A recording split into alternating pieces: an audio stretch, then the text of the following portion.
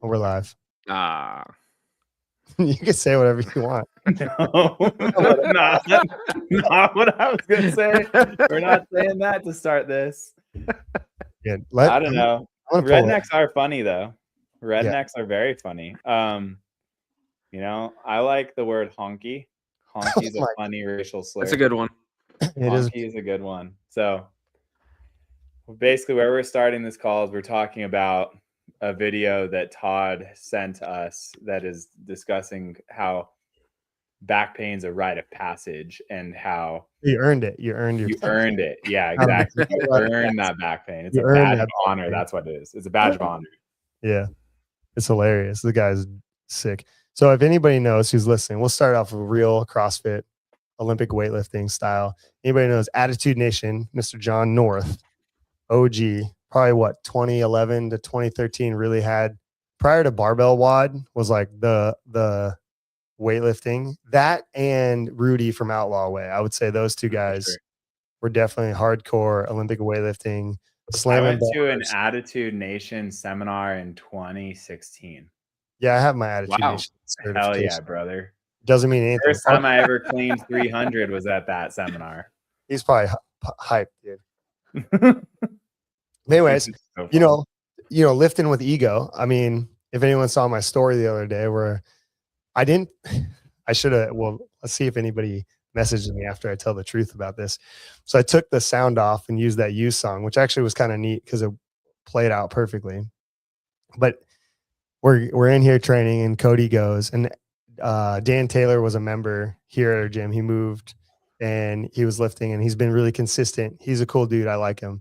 And I like to poke the bear, I guess you could say, talk some trash, have a good time.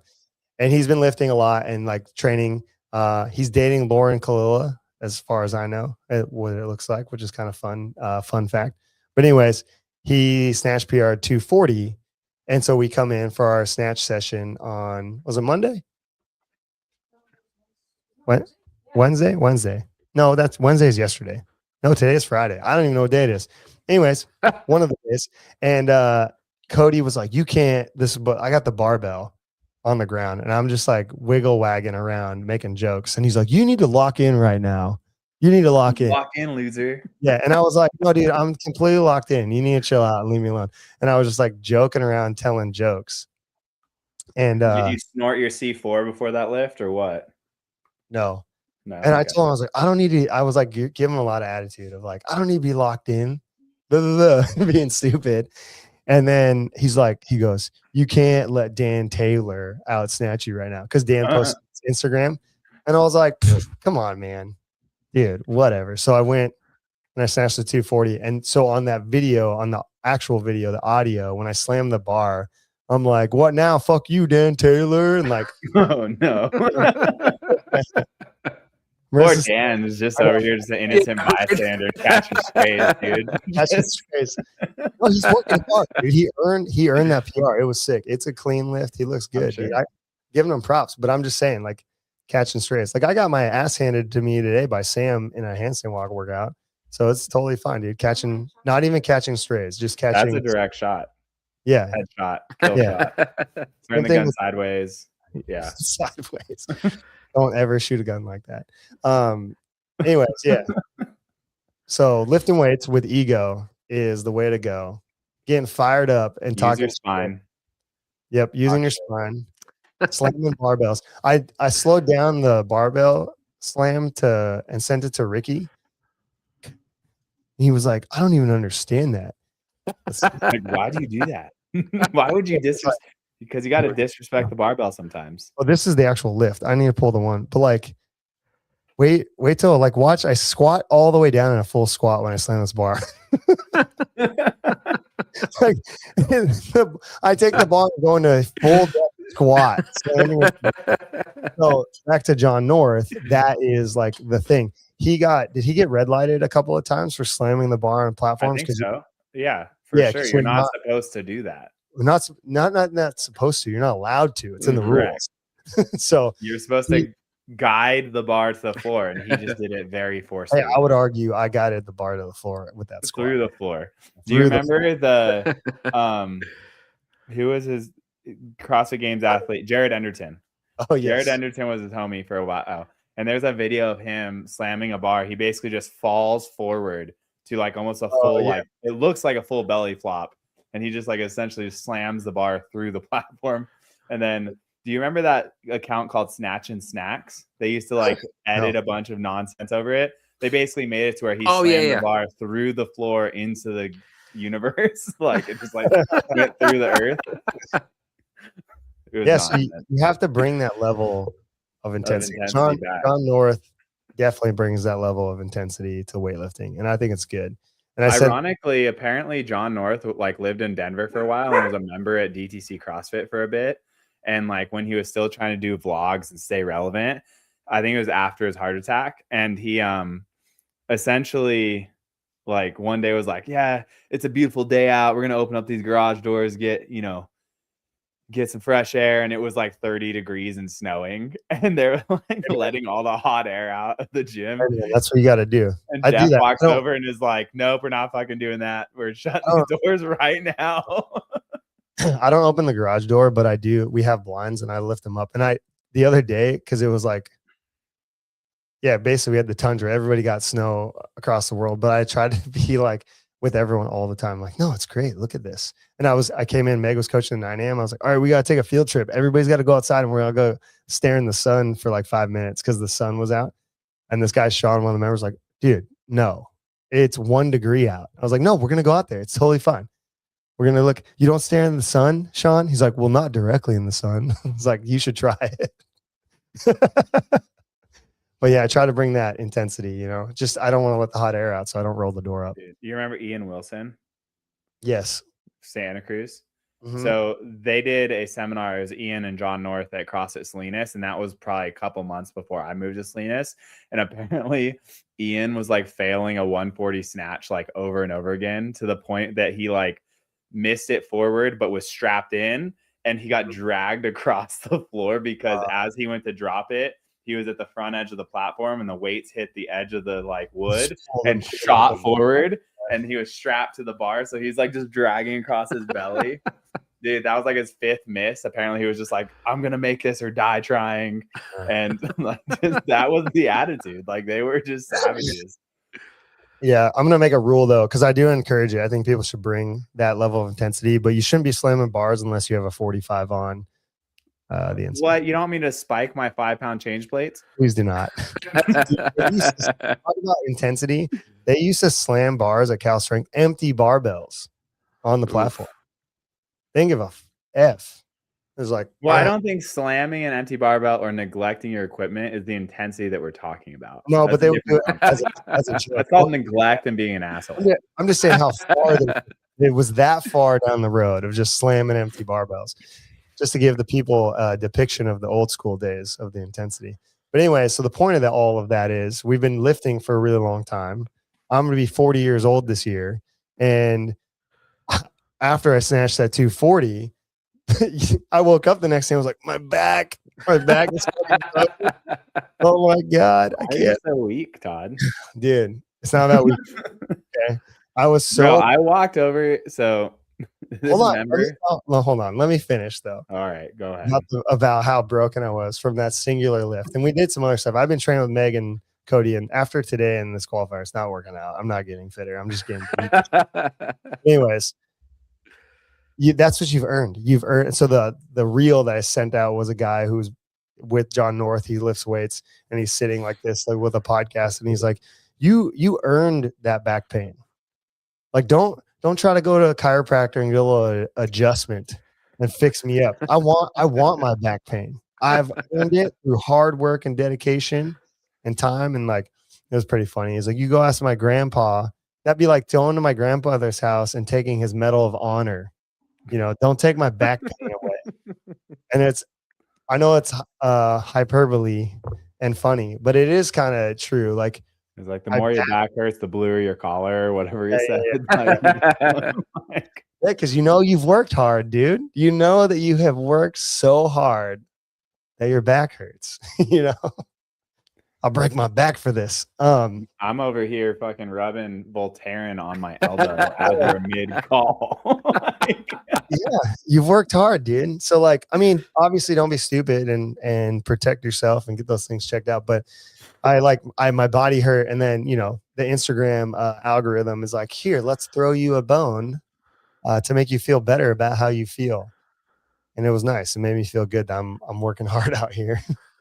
Out here in the streets, lifting heavy weights, bringing the intensity.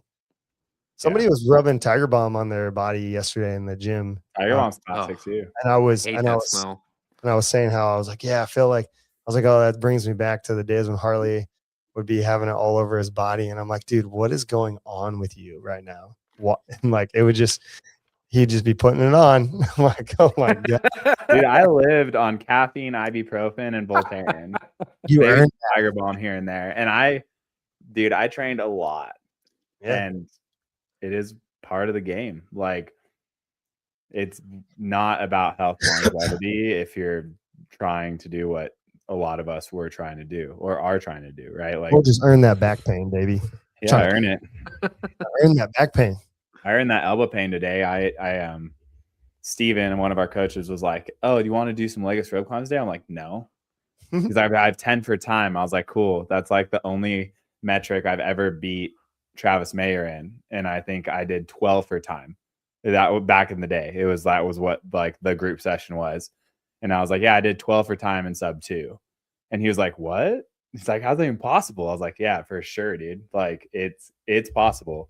Oh, it's possible. And so then I went out there and he was like, well, just do 10 today. It's easier. And I was like, all right, whatever. I was like, just do 1 on the 20 seconds. That's what you should be striving for. And that's what I told Steven to strive for. Mm-hmm. And I did my first 5 in a minute. And then it took me 3 minutes in total to do the whole thing. So I did first 5 in 1 minute and then 5 in the remaining 2 minutes. And I got 3 minutes flat, which, I mean, I beat Steven by 45 seconds, which is fine. Yeah, Steven. My elbow hurts now. My elbow hurts. My finger hurts. My biceps are blowing up. I'm not going to the rest of the day. You earned that pain. You earned I earned it. You earned that pain. Like, that's nonsense, dude. That's good. But I like that, dude. Anyway, so yeah, in season. This is in season for people. If you can't align with this back pain and elbow pain, you're not in season. Okay. Just like Marissa said, that's my favorite. Just trying to be as healthy as I can be. Don't compete in CrossFit then. Yeah. You know, like people who like come and like do too much training and you're like, yo, just stop. Like you don't need to. Because even I don't like train all that much or even try to compete. And even Harley now in this phase of his life and rubbing Voltaire on his elbow right now because he went out and just threw down with the boys. But like that's what happened. I threw down for 3 minutes and then started personal training Bill. No warm up at all. I was like, I'm going to do this now. But yeah, I mean, there's like, ebbs and flows, but you definitely don't need to be doing that, unless you're trying to be at the tip top. And then you got to, like what Marissa's alluding to, take that. Hey, this is not for health. This is actually causing probably long-term damage. You want that glory though? Yeah, that glory. Yeah, but you can get that glory without. If you boost is a lifetime. Dude. If you get your mind right, you don't need to hurt your body to get that pride. Like even today, the workout we did because we're doing the Adirondack Fitness Challenge qualifiers, and like as everyone knows, my inverted stamina is not great. Are you saying you suck at handstand push-ups? Handstand walking. Oh, okay. But I did do 225 feet of the 300 that's in that workout. What's the workout? 28, 24, 20, 16, 12, 8, dumbbell snatches, toes to bar, which all that stuff's just annoying and easy. And then 50-foot handstand walk after each round. That's a good amount of handstand walking. Yeah. And I got through 225 feet of that. What's the cap on that? 22 minutes. Yes, I got capped, long. Cody. That's long. Cody, you see me every a lot of time. During the summertime, you saw me doing handstand walks all the time. You should not be surprised that I got capped. But that's what I mean. At the end of the day, I was like, oh, that was like really good. I did tell Meg I suck, but I also was like, oh, that was actually really good for me. And I crushed it and had a good time and was really happy with my dumbbell snatches and toes to bar and how I moved through that. So you don't have to be elite level fitness to get some pride and ego out of it. Cause I felt really good. I could get last place on this fucking qualifier in that workout. Wouldn't bother me. Nilch. Speaking of in season, doing qualifiers. Who else is doing qualifiers? Anybody? Comment in the chat. You guys doing qualifiers? I have a couple people. While you guys talk, let's talk about Harley's artwork in the back. We already did. We're not going to talk about it anymore. Harley's going to take them down. Next week has new artwork up. Dude, it took me 2 years to hang these up. I'm not taking them down next week. 3 years. No, we've lived in this house for 3 years now. I got these like the first 2 months we moved in. They were rolled up in like cardboard rollers at the bottom of the staircase. I finally got them framed a year and a half later, and they've been sitting in frames at the bottom of the staircase for the last year. All right. I'm not taking them down. He got on and I was like, oh, those like dinosaur Pokemon? Like what's coming out of Hell shit? yeah, dude. They're so Pokemon. And then when he focused the camera, he was like, they're doves. And I was like, oh, I see that now. You know Shepherd Fairy? Uh-huh. Obey? He did it. Yeah, these are some of his prints. Nice. See, it's a dove. Yeah, it's cool. Yeah, All but from earlier, I thought it was like a little like Jurassic Park something or another. Or I don't know why you think Charizard. Okay. Do I scream dinosaur kid to you? Like, You never know. You never know. You learn something new about somebody. I was a Hot Wheels kid. Oh. Okay. Which actually makes sense because I do like cars still. So, all right, cool. All right. Moving on. Moving on. Qualifiers. Yeah, next week, February, open. Sign up for the open, games.crossfit.com. I have already signed up. If you haven't, sign up. If you're not an affiliate like Harley, still, can you? Oh, you can sign up. You sign up. You just have to film it. Video. Yeah, you know what's interesting? Speaking of filming, so those people who are not affiliates and they got affiliates do this. Or like for this Adirondack challenge, I have been really lazy with like the camera setup for myself. And I mean, we do the best we can for the members, but we just try to have them run it during class. And we're setting up the cameras for them to do it during class. And from this experience, and then myself just going, I'm Todd, here's the thing, blah, blah, blah, put it down. And then I watch the video after. It's literally better than a lot of the videos I see out by like professional athletes. Really? And I'm like being lazy about it. Like I was like, and I showed Kathy because she's right now, she's an AFJ judge. She's in our gym. I coach her. Tyler's coached her. And, you know, she's really cool. And she's helped us with the semifinals and quarterfinal events. And she is judging video review for NCC. And she, you know, I'm not going to say the stuff she sent me over as far as like the rules, what they're looking for, the expectations, because I don't want to give anybody unfair advantage that I have. And, you know, I want to share that. Maybe it's at a later date or just get to know an AFJ judge and you can find out those things yourself as well. But she sent me a screenshot of one of the videos that like the athlete has I don't know how they did it, but it's pretty easy. The video was filmed in landscape and then it was turned and transposed. So now like Kathy's like watching it sideways where like the thing's moving landscape. It's pretty crazy. So I was just like, okay, well, if that's happening. Well, the way you do that is if you lock your phone to where the orientation's locked and they started the video. But when you go to, you can flip it on the iPhone. Sure, you could. You tried. And then before you upload it to YouTube, it's in the right. I don't think they care is the issue. Yeah. So anyways, back to my point.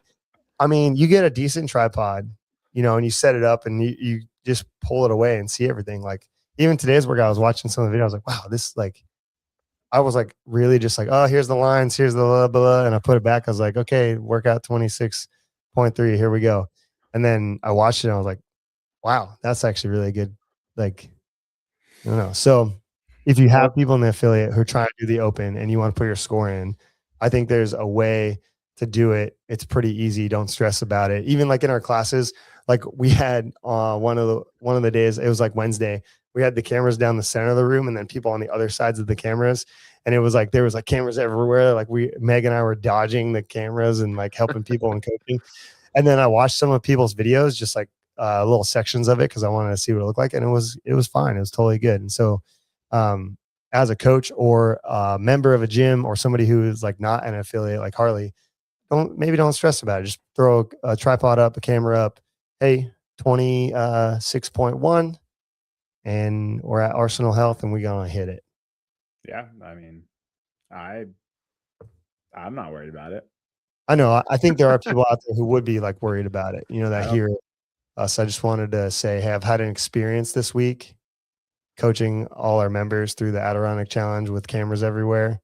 I think that gives everyone an advantage. I think anyone who's ever done an online qualifier and had to film themselves, they either create a lot of stress around the process or they neglect that step and they mess it up. So I think that if the more you practice, I found the magic middle ground is what I'm saying. Yeah, I know, but I'm saying, like, I think the more you practice anything, the more likely it is you can find that middle ground. Because I think that some people who aren't as familiar with it may create some anxiety around that process.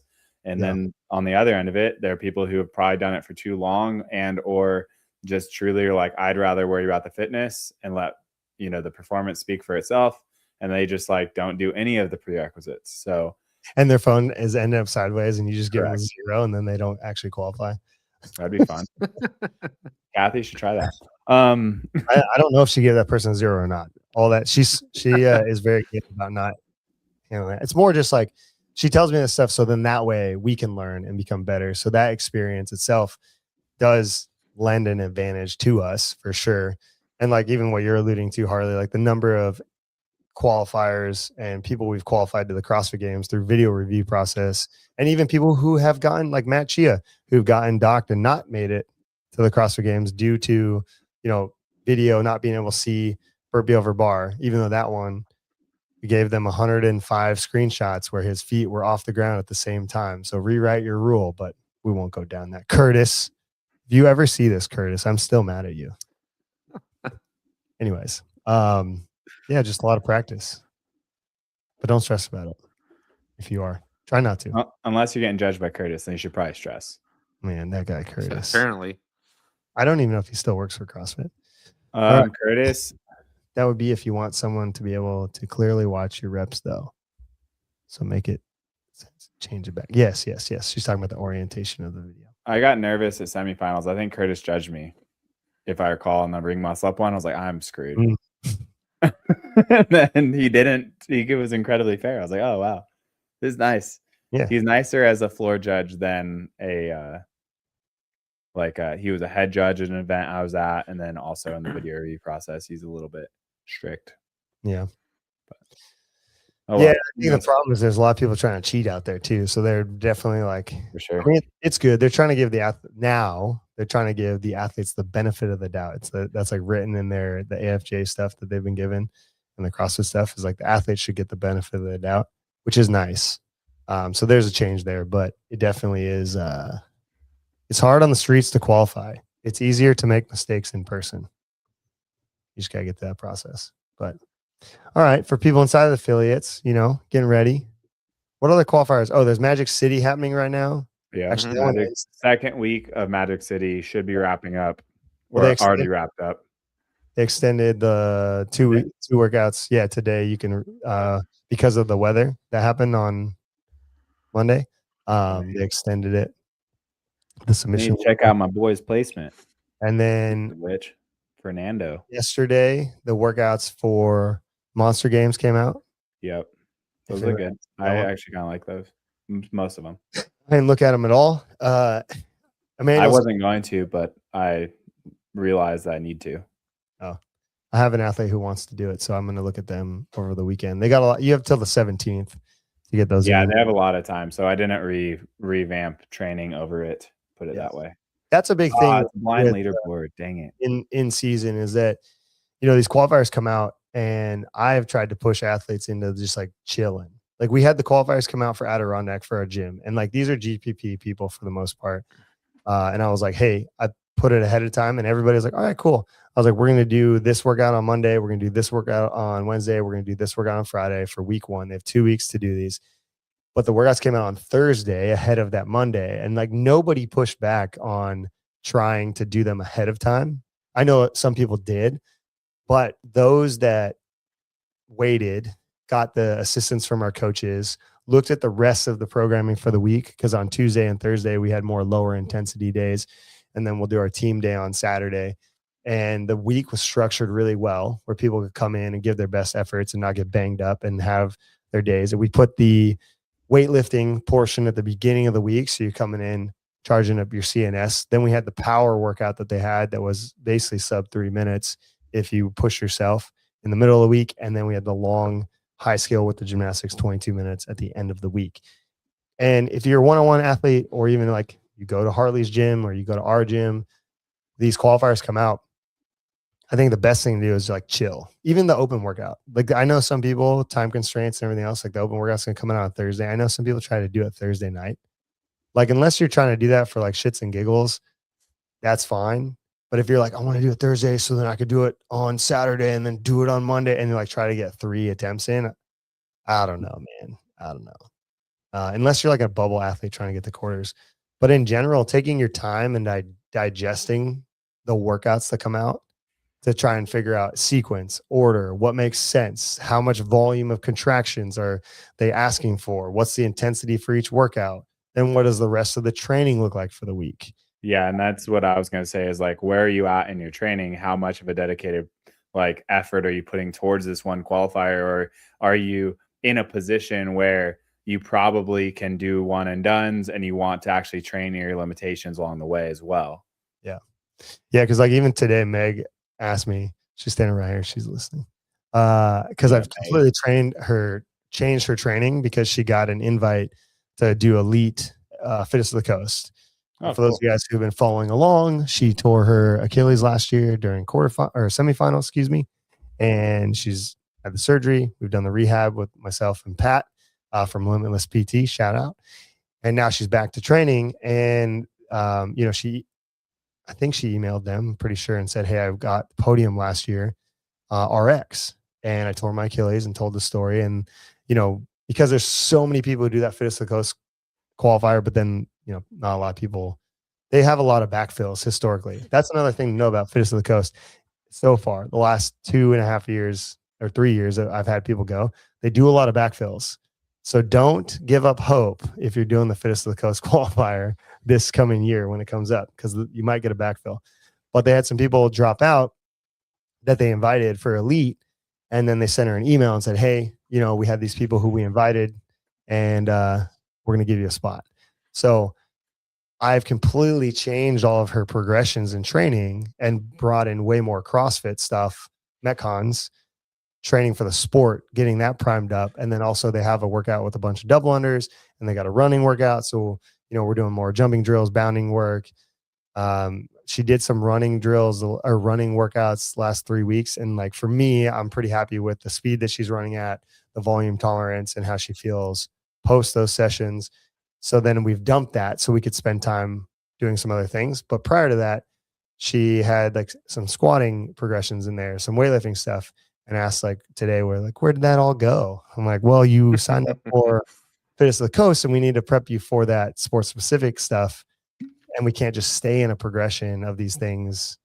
And then she was like, should I have signed up for that? I'm like, yeah, most definitely. Cause you want to have opportunities, but that doesn't mean that we don't change the training. So that's something to think about too, like what you're saying with limitations or like opportunities or signing up for qualifiers or getting into an event, like communicating effectively or just like taking a step back once that happens and adjusting and creating a plan and prioritizing certain things, especially like in season. Because in season, how many things do you think you guys could work on like in season with doing qualifiers, doing the open, doing whatever else?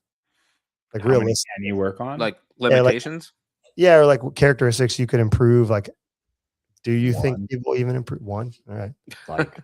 Like that's if you like continue, like say you're on like a squat cycle, like a squat bias weightlifting cycle, and you're just trying to hit your requisite like squatting sessions volume percentage work along with said qualifier. Like you use the qualifier for like 90% of the training, and then you pick your one priority to like hold on to, and everything else just falls into like maintenance and or like joint support quality control, so that you're not beating up the entirety of the system and you're expressing maximum output in the qualifier.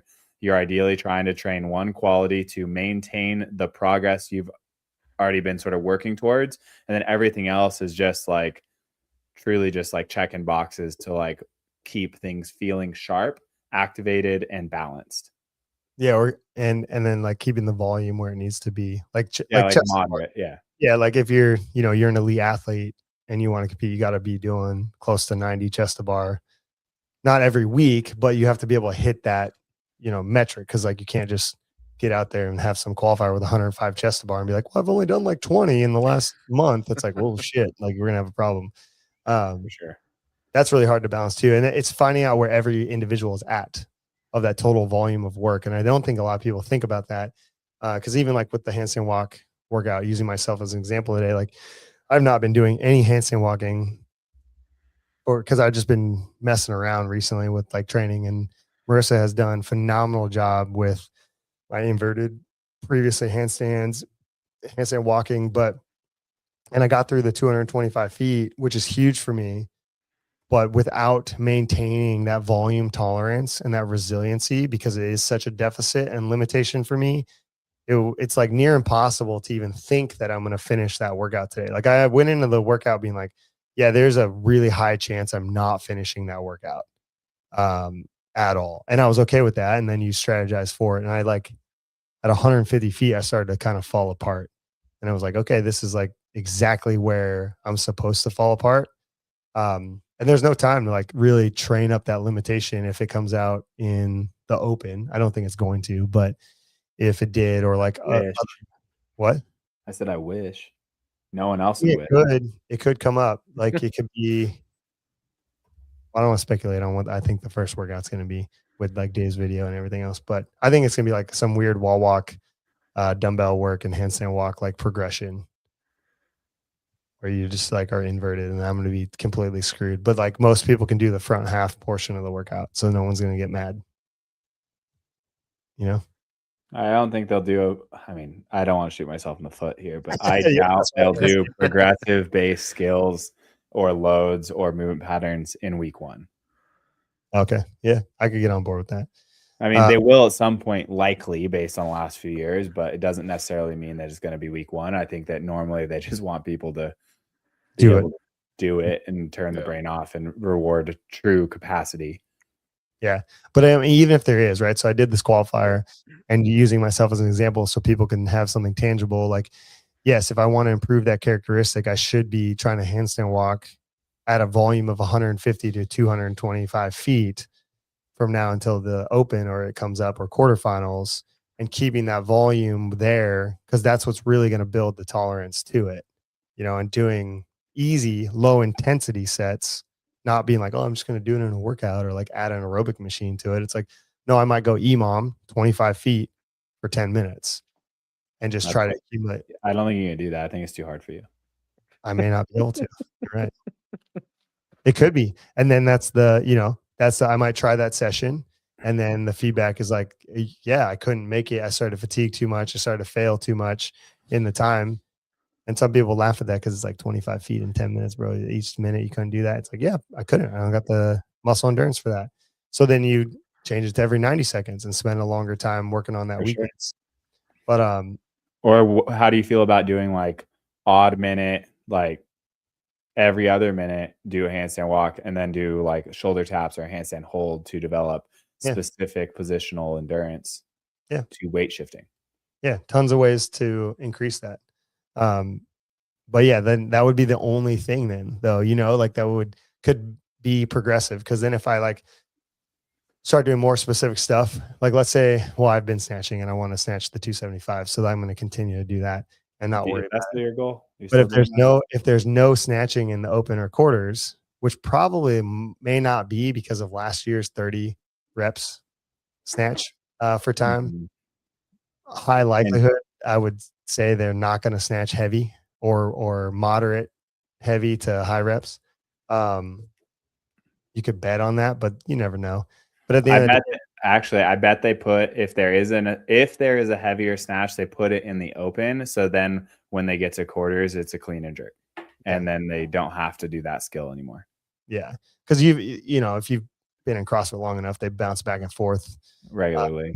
Yeah, or they do no lifting at all and people get upset. I'd love to see a deadlift actually. When thinking about like when you think about like the training and stuff though, like, and we know how specific it is to increase a snatch or a clean and jerk or both of those together. Like Olympic weightlifting, we talked about John North in the beginning. And when I had my Olympic weightlifting coach, you're Olympic weightlifting every day. You're snatch, clean and jerking of some variation Monday.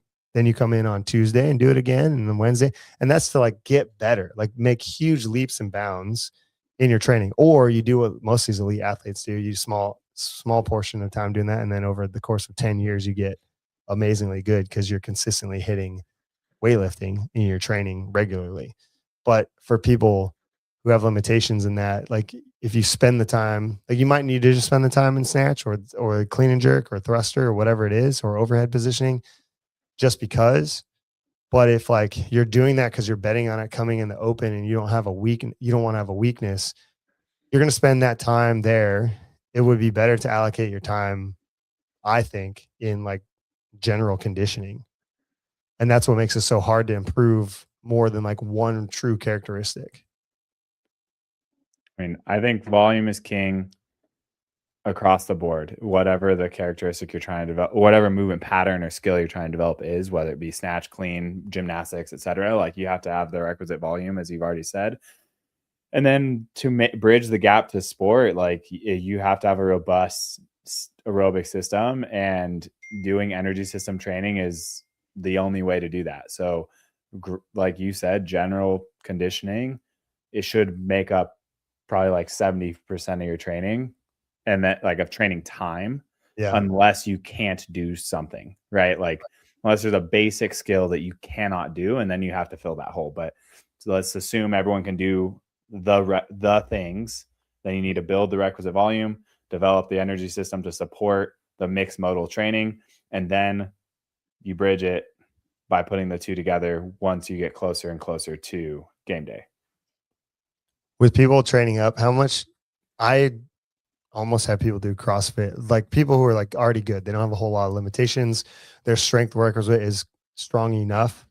In this time frame, I start pushing up, obviously depending on where they're going to get to in the season, whether it's a quarterfinal person or a semifinal person or a games level person. But for most people, I start pushing in and bleeding in more CrossFit workouts. And I start to bring in a CrossFit, like more classic CrossFit. I even label it in the Coach Rex as like CrossFit. I label it classic CrossFit. Yeah. Often. How I want to start pushing people on like 3 times a week. I'm up to 2 right now for most people who don't have major limitations. Mm-hmm. Like of just a 10 to 15 minute Metcon of just like simple MGW high turnover movements. Yeah. I mean, a shout out to Cody. The power rounds right now, that like he has very basic movements, but like somebody else had something. I think it was maybe it was like Proven. One of the Proven people were doing the power round structure, because not super unique. It's taken from MMA, so it's not like the time domain, the rest period, and the thing is super unique. But like if you integrated in more dynamic movements in there, like the ring muscle ups, the bar muscle ups, the barbell stuff, like you had hang cleans in week 4 that we've all been doing on Tuesdays.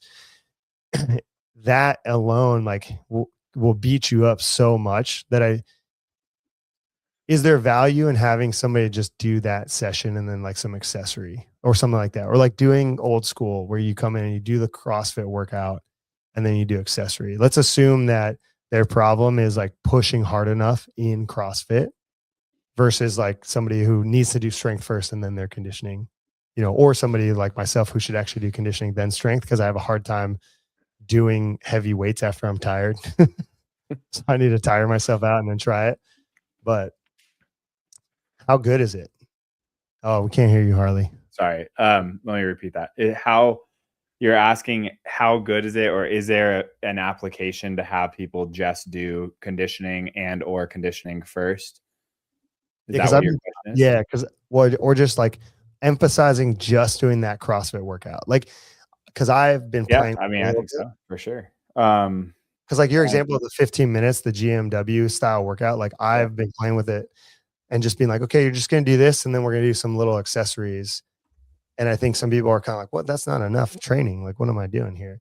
because I want them to focus on the intensity of a CrossFit, you know, and get used to the thing that it is the thing that we're trying to do during this time. Is that I was having this conversation with Cody at Mode, and I apologize, Marissa, if I overstepped any boundaries, but I just said, like, you should go have this conversation with Marissa. But if you feel that you are not able to express the rate of travel that you're seeing from these other athletes in the elite division that you want to be your peers, then you need to maybe put that as a separate session first in your day, and then go home, eat, truly recover, and then go back and do some strength exposure, skill exposure, accessories, etc., so that you truly can optimize your expression of the game. Because like, he's so strong. And so I basically just said that, and I was like, hey, you're a freak with a barbell. You're really good at all the skills in a controlled setting, but like, you truly have a hard time like holding the pace and the rate of travel. So I don't know if he went and had that conversation with Marissa, or if he even remembered that conversation with me, but I think that there's a lot of utility in that for people. And I often will, if people have the luxury of time, energy, etc., in their day, I really am a fan of separating the CrossFit from the other stuff. Not because, or sorry, for no other reason than to preserve it. Yeah. Or preserve the other quality too. Maybe it's the reverse, you know, the flip of the coin. Yeah, I've just been trying to give people a lot of CrossFit recently, because I think in the general space of one-on-one coaching, like OPEX was probably the first people to really do this and isolate training and like kind of push into like, you don't need to do a bunch of CrossFit. And I don't want to fall. I say that a lot and throughout the year, and I do believe it to be true, and I'll stand by it. But I do think, and I've said this too, like, you have to go hard. It is a pain sport. You have to try and do this thing. And I think you do this long enough, because for a while there was and I see a lot of athletes, and I've worked with athletes who've expressed this as well, adverse to wanting to do a Metcon.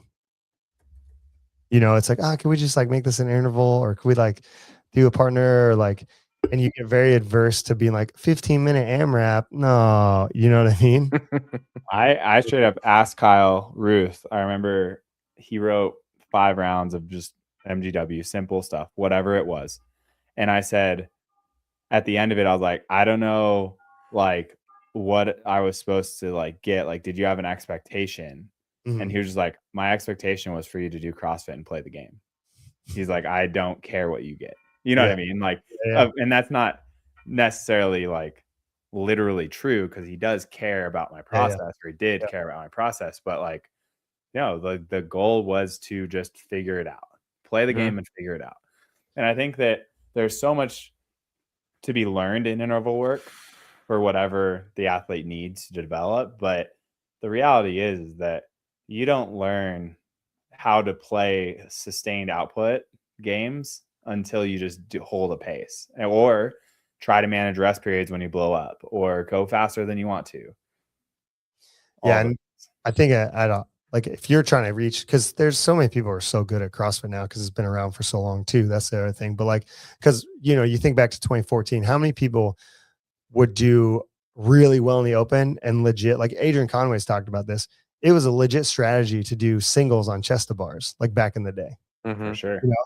And like that would work. There were people who get to regionals doing singles on chest to bar. And if you weren't around for that, you didn't have the experience, and you don't understand it, and you didn't coach then, and you don't know. But that was the game that got a lot of people into the game that everybody wants to do now.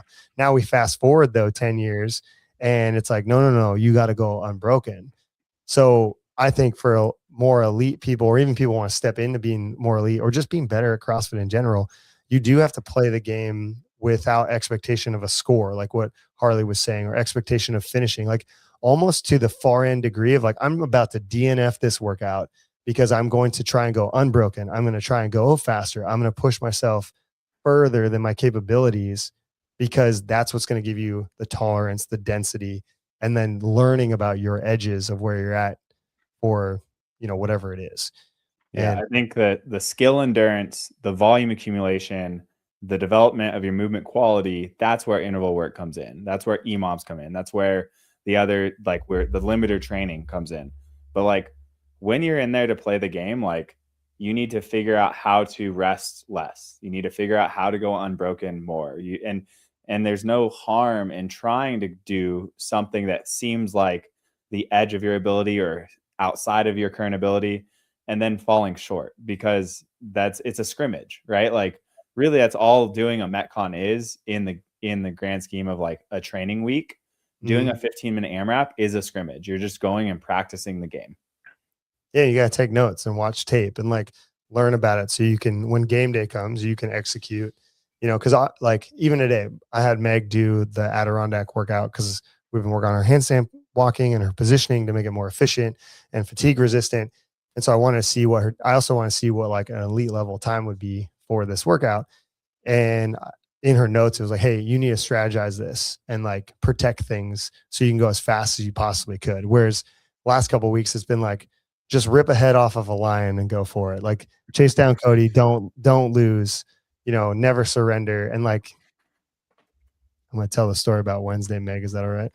The handstand push-ups. We did a handstand push-up workout, retest from one of the quarterfinals. And she cried after because she got 11 seconds. She was 11 seconds slower than her 2022 workout. But I was like, okay, hold on a second though, because our goal today was like, hey, just fucking rip it. Like, and I was like, go faster, go unbroken, go faster, go unbroken. And I sent her Alexis Raptis's video, who got the best score in the world. I was like, you're not going to get this score, but watch how she does it. And I need that level of intensity for this workout. Whereas today, she was cool, calm, collected. Everything was metronomed. It was great, good execution. Like, and that's happened in a week's time. So Friday, perfect execution, output, great quality effort, phenomenal score. Wednesday was let's gun it, you know, and balancing those throughout the week, you can reap the benefit of both those approaches while you're leading in. Cause we have 3 weeks until the Open. Some of you guys are probably gonna do monster games this next week. So you don't really have a lot of time for this, but you know, it'd be helpful if like, you're like, I want to do monster games. And then you backload so you can have a competition prep period and have these conversations ahead of time. This one's specifically for those doing the Open and getting to quarterfinals, because you do the Open and then 1 week off and then you do your quarterfinals. So right now, this next 3 weeks is, unless you guys disagree and you can add to it, is the time to try these things and really just like send it, because the hay is in the barn, as they say already. Who says that? Everybody. It's like farmers. I know you're being facetious. I understand. You're going to see it, dude, the week before the Open. Okay, guys, the hay is in the barn. Trust your training. Trust the process. The other one is like, oh, I'm itching to get out on that competition floor. I'm ready to show who the fuck I am. Wait, let's see what from now. What say? Who's Little Man 8492? Little Mama 8492. Oh, Mama? Is it Mama? No, it's Little Man. No, Little Man. I'm just From now on, if I know I can rip the head off a lion, I'm gonna chill. Who's Little Man? Who are you, Little Man? I coach you, so here we are. Little Man. That's so good, dude. What does Marissa have to say about the 50 cows? Go 50 cal an hour faster on machines. Jump up to 1 second sooner. Oh yeah, that's a good strategy. Yeah. If you have the itch, a little bit. Marissa's latest comment's good. If you have the itch, try Voltaren. Oh, it's Nate. Little Man is Nate. Nate Dog. That's funny. Good. Change your YouTube. What happened? Oy vey. Anyways, Nate, yeah, rip a head off the line every day, dude. Every day. You guys need it because you lost to DTC CrossFit last night. What? Harley, Paige, JP, and CJ, the ghost of Christmas past, still put the whooping on you guys. So for which workout? No, I'm not gonna say. I don't care. We're the not 50, 30, 20 total bar dumbbell snatch. Dude, don't guess. You guys still are running. Didn't I make that Ascend It? No, you did make that Ascend It, but that's a good workout. That's why I made that Ascend It, because that was a good workout. They've done that workout, but let's see. That one sucks. We didn't lose shit. So much overlapping the last 4 days. Be quiet, Cody. You lost. Losing is losing. Take your loss and like it. Okay. Take your loss and like it. Anyways, Why didn't it happen?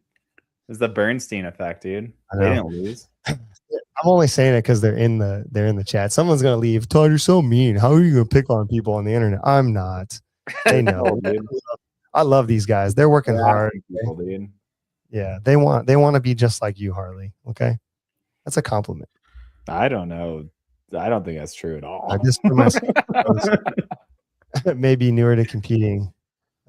When do you tell those that are working on trying to figure out what the pace needs to be in the qualifier, like aside from the qualifiers this week, off season time to try and figure that out? Well, I mean, you can apply that to your intervals too. And here's the general strategy that I would recommend for learning what your pace could be, should be, etc. I think a general starting point is just learning to manage your rest periods. So like just cutting, like watching the clock or counting down to yourself from like 7. As soon as the wall ball hits the floor, say you're doing a big chunk of wall balls, take smart breaks along the way and be like, as soon as the ball hits the floor, 5, 4, 3, 2, etc. Yeah. And so just something to keep you present and be consistent with your rest periods. Then you go back, watch film like we talked about, and see if you actually were able to hold the internal clock or develop that rest period consistency that we're talking about. Over time, you do that enough, you'll develop an internal clock and a sense of awareness of when you are truly ready to go. And then to Marissa's point in the comments earlier, as you get confident in that internal clock, then push yourself to go a second sooner. And maybe you're starting at 15 seconds per rest period, maybe you're starting at 12 seconds rest period, but the ultimate goal is to get down to about 7 seconds rest period in a sustainable high turnover piece. And basically, like, that's the name of the game, is like, who can just not stand still? And where your starting point is relative to you. Right. But you got to figure out why you're standing still and then work on it. What? You got to figure out why you're standing still and then work on it. So yeah, some of that is videoing yourself, the rate of travel. There's a lot of technology. Shout out. We're using some tech right now with a couple of athletes that just shows us the rate of travel, which is really neat. But yeah, you can video yourself, get a little timer, everything else. And then Marissa says, I figured this out with her for early on in her career when I was coaching her, is that, I mean, I still coach her, but in competitive fitness, she was like 7 seconds. It was crazy. Every movement. Every time. Every 7 seconds. It didn't matter the movement. It's like, I'm ready to go at 7 seconds. Well, yeah. I mean, like, I didn't just pull that number out of thin air. Like, after reviewing videos of myself and other athletes, the higher level performers are literally 7 seconds every time, unless they're just going unbroken or faster. Yeah. I would even argue that, like, for a lower level intermediate athlete trying to learn how to manage rest appropriately, the comment about rate of travel in the early pieces of learning the pace, that speed work can be in there and you'll inherently get faster as your movement economy improves. But in those moments, trying to speed up the movement probably isn't going to serve you well, because you may increase fatigue, increase tension, blow up a little bit. I would focus on one quality and one quality only, and that's preventing the standstill, preventing the clock running away from you. For right now, where everybody's at, Harley is 100% right. Like, you want to just manage your rest and figure out how to make that more metronome. For the bigger picture, like, you're going to do this in the off season. And that's why I said that, is because, like, there's so many movements, but you're going to video stuff. You're going to look at it and you're going to figure out, you know, hey, I do 12 chest to bar and then I rest 12 seconds. Okay. Then also figure out how fast are my chest to bar. Is there movement efficiency and economy I can bring into that? Then can I make those faster? Then how do I shrink the rest? And same thing with, like, an easier one is like burpee rate of travel, like we're talking about. For like sure. you can do burpees, and if I'm 2.8 seconds per burpee, then you need to do sessions on top of sessions to earn 2.4 seconds a burpee. And that's where that happens in the off season. But all of that is backed by the fact that you're going to be aware that you're doing it. You're going to be videoing yourself. You're going to be timing yourself. It doesn't become like a passive fitness thing, you know, and you don't have to be an elite level athlete to do this. If you just really enjoy fitness and the mathematics of it and rate of travel and all of those things, and just using yourself as an experiment to maximize your physical potential, you can't just like come in and just expect, you will get better, but you can't come in and expect to walk in the door and go, all right, let's create the best strategy for this workout for myself. And like you'll watch tips and tricks because there's going to be a million tips and tricks that come out on YouTube for the open workout. And almost 80 to 90% of people that doesn't apply to, because most of those people, like what we're talking about, have no idea how long they rest between things, what their general movement speed is across, where their thresholds already are. And that happens in the off season. So I would just take note this year, like, hey, look, here's the strategies and the tips and tricks that people are putting out. Try to apply some of them more than anything else. Do what Harley's saying and try to condense your rest and control nothing else. Just try to condense the rest. I think you're going to be really successful if you just do that. And then take a ton of notes and then watch your video of your open workouts and build on top of that from the information you gather to then go, okay, I need to improve this movement speed or this economy or these rest periods. And from there, you can then, like for Marissa, it's like, okay, we're doing this workout. Open workout comes out. I'm going to rest 7 seconds here. I'm going to do these reps. I'm going to do and she can write out this strategy ahead of time and literally then go out and do that and have no hiccup because she knew herself so well. We spent a lot of time testing, retesting, training, pushing forward, looking at those things. And she was so aware of herself through that process that she knew what she could get in a workout and she knew what she couldn't before the workout even started. Then we could talk about how you deal with that type of pressure. But just generally, like, I think, Harley, you got to a point where you just knew. Like, yeah, it was. That's your story about Marissa, like being able to assess and like just run the numbers and create a game plan that was pretty dialed in. Like that was absolutely the year that I made it in 23 to semis. I wrote out game plans and was within 15 to 20 seconds of my finish time every single first execution. Yeah. Like pretty dang close. And then I remember like the two I tried to retest, I didn't improve my scores actually because I made a game plan that was essentially 20 seconds faster and then would hold that pace until the last minute and just completely melt down. And so whether that was a pressure situation or truly like I had my rate of travel dialed in so accurately that like 1% faster was my tipping point, and I think that was probably a more accurate assessment at that time. I don't know how I got to that point. Years of practice, probably. Yeah. Well, I mean, we talk about videoing things, writing things down, getting more invested into your training outside of just like learning the movements and this and that. But you're a cerebral type person. So I think either unintentionally, like I wish I could turn my brain off more. Yeah. So you did it without, making a practice around it. But I think, that's behavior and person dependent. But I think most people need to be told, hey, look, you're just not aware of what you're doing. Like you can ask somebody, hey, in that workout, what were you rowing calories per hour? And they just did the workout and they can't tell you. And then they'll come in open time and go, I watched TTT's tricks and tips, and this is going to be my strategy. I broke it down. It's like, dude, just 2 days ago, you had no idea what you were rowing on the rower in class. Like there's no way. This plan does not apply to you. Like just go out there, shake it up a little bit and take notes. And I think that's a bigger lesson from that comment is like the things you can do right now in the next couple of weeks, getting ready for like the in season is like, hey, you're balancing one characteristic or one deficiency right now. And then you're trying to ramp up your intensity, rip the head off of a lion, I guess, like Nate wants me to say in his notes, and figure out how you can rest less and don't worry about like the other stuff. Because jokingly, but also truthfully, like the hay is in the barn. If you're going to play this season, which I would say, because there's so many qualifiers, and if you're going to continue to do this next year, the season's like for qualifying for something, January to April currently. And there's some in the fall, but January to April, and then start your off season in April. And then in the fall, a couple of qualifiers, maybe you could jump into those, but just start playing the game and hopefully they keep everything this way. Because like WFP starts, right? Isn't it April 12th or February 12th or something? So there's more of that. There's more of everything. But yeah, I think that's good to start with. Intensity also. Okay, how much CrossFit should I do? None. Weekly. None? Oh, okay. None. Start gravel biking. Okay, I like that. Thanks, Carly. I will do. Let's pick a race and go gravel bike together. I'm not going to train for that. Come on, nerd. Okay, Dude, let's do a race that's scary enough that if you don't train for it, you're going to hurt yourself. Yeah. That. Okay, that's fine. You're over here like, I want to do this ultra 100-mile fucking I was going to train for it. standing We were BPM gonna shit.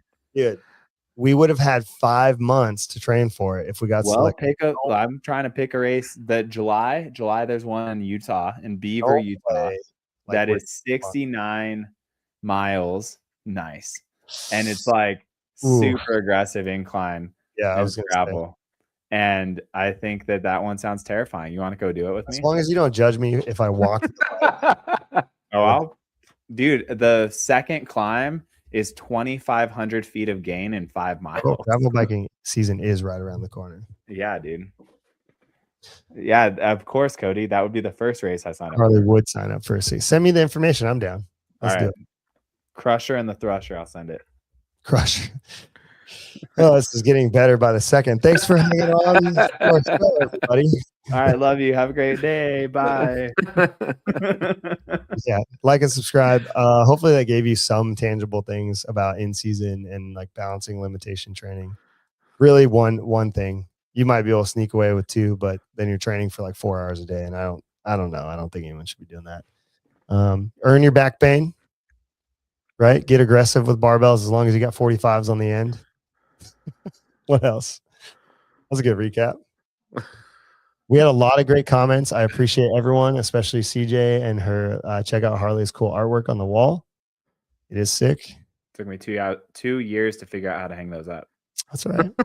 Done, I'm not the sharpest tack in the box. Look at consistency and longevity over just whatever the other option would be. You got it, dude. Man. All right. Catch you guys next week. Hopefully, comment, text me, DM me ideas to talk about. We'll be getting closer to the open. It'll be good times.